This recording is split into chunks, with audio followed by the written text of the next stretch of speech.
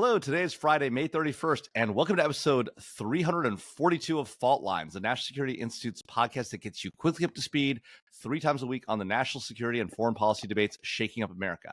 I'm NSI's founder and executive director, Jamil Jaffer. I'm joined today by two NSI senior fellows, Lester Munson and Morgan Vina. So thrilled to be here with you guys. And today we are talking about one of the topics we've talked a ton about on this podcast, the Russia-Ukraine war and the Biden administration's policy with respect to this war. We've just had a major and I think really positive pivot in the Biden administration's policy, in that the administration is now going to allow the Ukrainians to use U.S. weapons to attack Russian forces inside of Russia. Now it's a limited offer of an opportunity, in that they're only allowed to strike forces around Kharkiv and only in the immediate border region that are about to come across the border into Ukraine. But the decision to allow them to have this capability is a huge one, very important, will allow Ukraine finally to strike behind Russian lines in an effective way. This does build on an earlier Biden administration change in policy that allowed the Ukrainians to also hit Russian aircraft and Russian airspace as they're headed into Ukrainian airspace. But it also demonstrates the weirdness of U.S. policy, in that you can hit Russian aircraft in the air as they're heading to Ukraine, but not on the ground in Russia, because God forbid that might make the Russians pissed off. Not like they're not in a war with Ukrainians and Russian soldiers and aircraft being blown up anyways. So the real question I think that's in play here is, why the change now? I mean, this is another example of the Biden administration slowly leaking things and opportunities for the Ukrainians into this fight. It took us a long time to get HIMARS into the fight. It took us a long time to get F-16s, M1A1 Abrams tanks, now ATACMS, and now allowing them to be used into Russia. Are we hamstringing the Ukrainians? Could we have done this earlier and allowed them to have a lot more opportunity in this fight? And now, is it too little too late? And to the extent it's not, why are we now not worried that Russia is going to use nuclear weapons, which apparently was the thing that animated the Biden administration's earlier decisions to not put these weapons into the fight and not allow them to strike inside of Russia? What's changed now? Morgan, you get the first shot at this. Right. Thanks, Jamil. There is a saying out there that says, it's never too late to do the right thing. In this case, it's 2 years late. Kharkiv is under siege. The Ukrainians are not doing so hot in this war right now. And so we've seen the Biden administration slowly renege on some of its policies, which have, in theory, been to prevent an escalation of the war. And yet we've seen, Russia continue to build momentum while also suffering losses. We do see the Ukrainians really suffering here, and particularly in light of the delay in U.S. security assistance, and frankly, not seeing our European partners pony up as much as they probably should.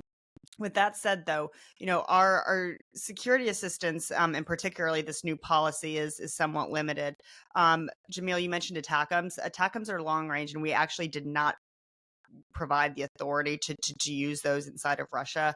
All of these, this new policy is purely meant to be defensive in nature, although the Biden administration has said that the Ukrainians can use our weapons preemptory, right? Should Russia be seeking to strike locations within Ukrainian territory. So while I think this is a positive move, it is incredibly late, and it is a continuation of Biden's ever creeping policy to slowly give the Ukrainians more, but just enough to survive, but not enough to win. I think in the United States, particularly in Congress, you're seeing a lot of dissatisfaction, really, particularly in the Republicans on both sides, right? On one hand, you have Republicans that are highly concerned that we are going to see the United States, in a full-on war with Russia. And on the other side, you have Republicans, particularly in the Senate, like Jim Risch, who believe that we should have given the Ukrainians the capabilities to win this war at the front end when it started. And so, bottom line, though, I think we're going to start to see, a continuing creeping by the Biden administration. But whether it's enough to see the Ukrainians succeed, I think that's yet to be seen. Well, so this is the question. I mean, does the Biden administration actually want the Ukrainians to win? Because if they want them to win, they could be letting them do a lot more with a lot more of our weapons much faster and get this thing over with, at least in a way that the Ukrainians can move forward. So, I mean, what is the end state the Biden administration wants? And even if you don't like what they want, what do Republicans, to Morgan's point, want? Because Republicans seem to either want to get out of this war or want to triple down. Which is it? Is Jim Risch right? Is Marjorie Taylor Greene right? Is Donald Trump right? We can end this war in 24 hours if we just give the Russians some of Ukrainian territory. What's the right answer here, Les? And what does the Biden administration want to do? Because I just can't figure it out. The Biden administration is not being clear at all about what it wants, at least not in the sense that it's actually matching up its strategy with what it says. It says it wants Ukraine to have victory over Russia, but it won't let Ukraine do the things it needs to do or give it the equipment it needs to actually do that. So it's incoherent. This is not unlike the Biden administration policy in Gaza, where it says it stands with Israel, but then Israel can't do a whole bunch of things to win the war in Gaza. So we've got yet another incoherent foreign policy from this administration. The president is not out there explaining things to the American people.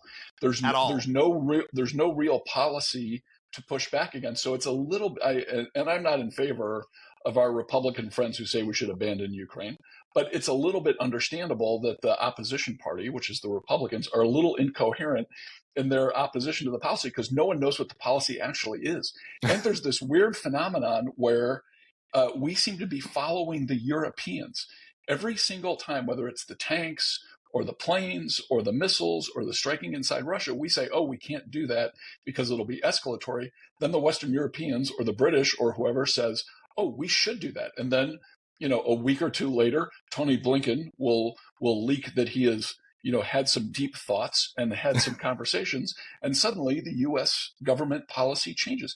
So this is kind of like a Obama-esque leading from behind thing, whether it's intentional or not. It's also directly related to the incoherence we see in Gaza, and we saw 2 years ago in Afghanistan, or 3 years ago in Afghanistan. So it's not impressive work by the administration. They're under the gun now. People are watching very closely. They really have to do a lot better. And the president himself needs to get out there and explain what the heck is going on. So, Morgan, I mean, I just don't get it. The administration is advocating strongly on Capitol Hill for more money for Ukraine. They're not going to survive if we don't give them more money. So they got the money finally, after Trump relented and House Republicans let them do it. So now the money's there for the weapons. Like, what's the theory here? What's the end state we're looking for? I mean, do we want the Ukrainians to win or not? Les says they say they want them to win, but aren't doing what it takes. You agree? Well, look, I think what we're seeing from the Biden administration is a fundamentally disengaged administration abroad. I mean, this is sort of a continuation of what we've seen, from the withdrawal to Afghanistan to what we've seen in Ukraine to what we're seeing in the Middle East right now. We're seeing a Biden administration that really wants to have its cake and eat it too, right? It wants to see a victory for Ukraine, but doesn't want to fully commit itself, right? Yeah.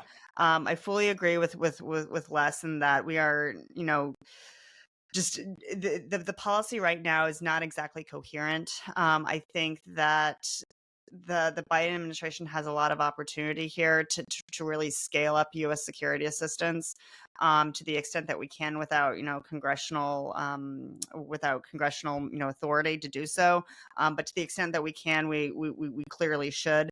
Biden should absolutely take a step further and allow Ukrainians to use U.S. weapons for offensive action. I think that would go a long way, not just in the hearts and minds of the Ukrainians, but actually develop results on the battlefield. And it would send a message to our European partners too, who have been very forward leaning in this space. All right. Well, folks, that's a wrap. Thanks so much to Devlin Burney, Claude Jennings, and the NSI staff for their help in producing today's episode. By the way, on some upcoming episodes, we're going to be giving away Fault Line swag. So if you want to get in on the Fault Line swag thing, make sure you respond to some of our polls and surveys online. We'll pick some winners from the folks that respond, and we will get you some awesome Fault Line swag like this very cool coffee mug with the Fault Lines logo in silver. We also have a red and blue one as well. So get excited about that. And join us on Monday, June 3rd for another episode of Fault Lines, the National Security Institute's podcast that gets you smart fast on the national security and foreign policy debates shaking up America. We're on YouTube. So if you want to see that mug and see our mugs, check us out on YouTube and be sure to rate, review, and subscribe. Have a great weekend.